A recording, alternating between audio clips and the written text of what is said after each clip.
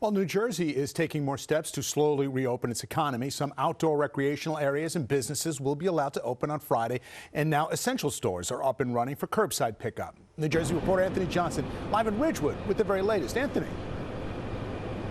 Yeah, David, we looked at a couple of stores out here. They're still trying to figure out this reopening. We got a clothing store right next to us. They're starting to reopen. We have a jewelry store right next. They're still closed. I talked to the owner of that location. He told me it's very difficult to open his store because he needs people to come inside to look at his merchandise, and at this point in time, they can't do that. Earlier today, the governor was talking about the future of non-essential retail in the state.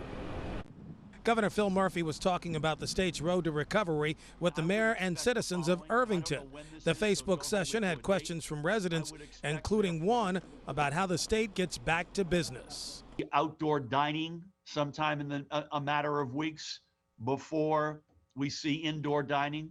He was also asked about the reopening of non-essential businesses, which began yesterday with curbside pickup. The governor says opening stores to the public is a concept that needs time to develop. Non-essential retail with capacity limitations, people moving, face coverings.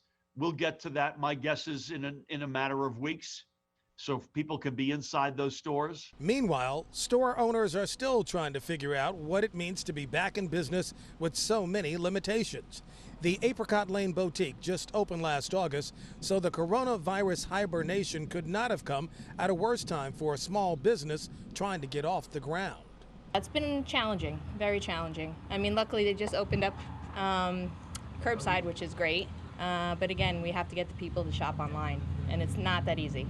The store features women's clothing and relied on people browsing through the merchandise and trying things on. But with that out of the question, the future could be very challenging. I don't know if we're going to survive.